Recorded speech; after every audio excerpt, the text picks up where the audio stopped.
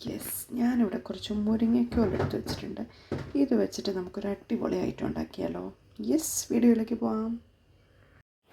Yes, അപ്പോൾ ആദ്യം നമുക്ക് ഈ മുരിങ്ങയ്ക്ക നന്നായിട്ട് കഴുകിയിട്ട് ചെറിയ ചെറിയ പീസായിട്ടൊന്ന് കട്ട് ചെയ്തിട്ടെടുക്കാം. യെസ്, ഞാൻ മുരിങ്ങക്കോലിൻ്റെ 2 സൈഡും ഒന്ന് കട്ട് ചെയ്തെടുത്തിട്ടുണ്ട്. അതിനുശേഷം ജസ്റ്റ് ചെറുതായിട്ടൊന്ന് പീൽ ചെയ്തിട്ടുണ്ട്. ഇനി നമുക്കിത് ചെറിയ ചെറിയ പീസായിട്ടൊന്ന് കട്ട് ചെയ്തിട്ടെടുക്കാം. യെസ്, അപ്പോൾ ഞാൻ മുരിങ്ങയ്ക്ക ചെറിയ ചെറിയ പീസായിട്ട് കട്ട് ചെയ്ത് വെച്ചിട്ടുണ്ട്. ഇനി നമുക്ക് ആദ്യം ഇതൊന്ന് വേവിച്ചെടുക്കാം. യെസ്, അപ്പോൾ ഞാൻ ഒരു പാനിൽ കുറച്ച് വെള്ളം ഒഴിച്ചിട്ട് നമ്മുടെ മുരിങ്ങയ്ക്കോൽ വേവിക്കാനിട്ടിട്ടുണ്ട്. കുറച്ച് ഉപ്പ് നമുക്ക് ചേർത്ത് കൊടുക്കാം. വേറെ ഒന്നും ഇടുന്നില്ല. ഒന്ന് അടച്ചു വെച്ചിട്ട് നമുക്ക് വേവിച്ചെടുക്കാം. യെസ്, നല്ലപോലെ തിളയ്ക്കുന്നുണ്ട്. നല്ലപോലെ ഒന്ന് വെന്ത് കഴിയുമ്പോഴത്തേനും നമുക്ക് ഓഫ് ചെയ്യാം. അപ്പോഴത്തേക്കും നമുക്കിതിന് വേണ്ടി അരപ്പ് റെഡിയാക്കി എടുക്കാം.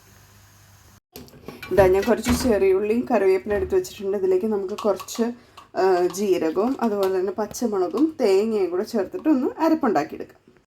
യെസ്, അപ്പോൾ ഞാൻ മിക്സിയുടെ ജാറിലേക്ക് ഇവിടെ ചെറിയുള്ളി ഇട്ട് കൊടുത്തിട്ടുണ്ട്. പച്ചമുളക്, കറിവേപ്പില, കുറച്ച് ജീരകം, അതിലേക്ക് ഞാൻ ഇച്ചിരി മഞ്ഞൾപ്പൊടിയും കൂടി ഇട്ട് കൊടുക്കുന്നുണ്ട്. ഞാൻ ഒരു നുള്ളു ഉപ്പും കൂടെ ചേർക്കുകയാണ്. നമ്മൾ ഓൾറെഡി മുരിങ്ങക്കോൽ വേവിച്ചപ്പോൾ ഉപ്പിട്ടതാണ്. എന്നാൽ അരപ്പിൽ ജസ്റ്റ് ഒരു ഇച്ചിരി വളരെ കുറച്ചിട്ടാൽ മതി. നമ്മൾ പച്ചമുളക് ചേർത്തിട്ടുണ്ട്. എന്നാലൊരു കളറിന് വേണ്ടി നമ്മളൊരല്പം കാശ്മീരി മുളക് പൊടിയും കൂടെ ഞാൻ ചേർക്കുന്നുണ്ട്, ഒരു കളറിന് വേണ്ടി മാത്രം. ഇനി നമുക്കിതൊന്ന് അരച്ചെടുക്കാം.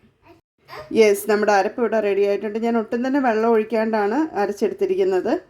യെസ്, നമ്മൾ വെള്ളം ചേർത്ത് അരക്കുകയാണെങ്കിൽ ചിലപ്പോൾ കുഴഞ്ഞു പോകാനായിട്ടുള്ള ചാൻസ് ഉണ്ട്. അപ്പോൾ വെള്ളം ഒട്ടും ചേർക്കാണ്ട് നല്ലപോലെ ഒന്ന് അരച്ചെടുത്തിട്ടുണ്ട്. യെസ്, അപ്പോൾ നമ്മുടെ മുരിങ്ങയ്ക്കോൽ നല്ലപോലെ വെന്ത് വന്നിട്ടുണ്ട്. യെസ്, നല്ലപോലെ വെന്ത് ഉടയുന്നുണ്ട്. അപ്പോൾ വെള്ളം വറ്റി. ഇനി നമുക്കിതൊന്ന് അടച്ചു വെച്ചിട്ടൊരു 10 മിനിറ്റ് ഇതിങ്ങനെ അടച്ചിരിക്കട്ടെ. അപ്പോഴത്തേക്കും നമുക്ക് ഇതിൻ്റെ അരപ്പ് റെഡിയാക്കിയിട്ട് ഇതിലേക്ക് ചേർത്ത് കൊടുക്കാം. നല്ലപോലെ അടച്ചു വെച്ചിട്ട്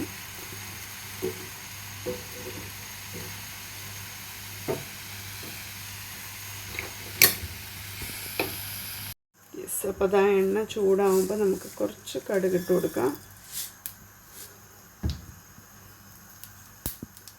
കടുക് പൊട്ടിയതിന് ശേഷം നമ്മൾ വറ്റൽമുളകും അതുപോലെ തന്നെ കറിവേപ്പിലയും കൂടെ ഇട്ട് കൊടുക്കുന്നുണ്ട്.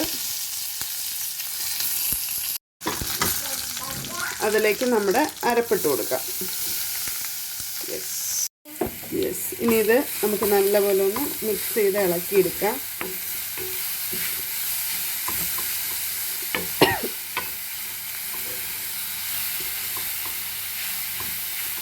ഇതിലേക്ക് നമുക്ക് വേവിച്ച് വെച്ചിരിക്കുന്ന മുരിങ്ങയ്ക്ക ചേർത്ത് കൊടുക്കാം.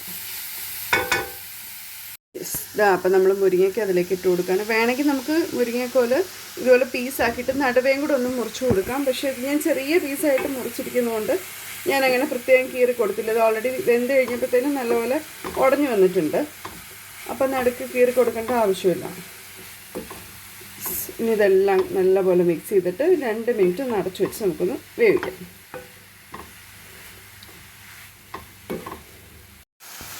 യെസ്, നമ്മുടെ നല്ല അടിപൊളി മുരിങ്ങയ്ക്ക തോരൻ ഇവിടെ റെഡി ആയിട്ടുണ്ട്. ഞാൻ ഫ്ലെയിം ഓഫ് ചെയ്തിട്ടുണ്ട്. യെസ്, ഇനി ഇതൊന്ന് അടച്ചു വെച്ചിട്ട് നമുക്ക് കഴിക്കാറാകുമ്പോൾ എടുക്കാം. യെസ്, വളരെ ഈസിയാണ്, നല്ല ഹെൽത്തി ആയിട്ടുള്ളൊരു റെസിപ്പിയാണ്. എല്ലാവരും ഒന്ന് ട്രൈ ചെയ്ത് നോക്കാം. യെസ്, അപ്പോൾ നെക്സ്റ്റ് വീഡിയോ ആയിട്ട് നമുക്ക് പിന്നെ കാണാം. ബൈ.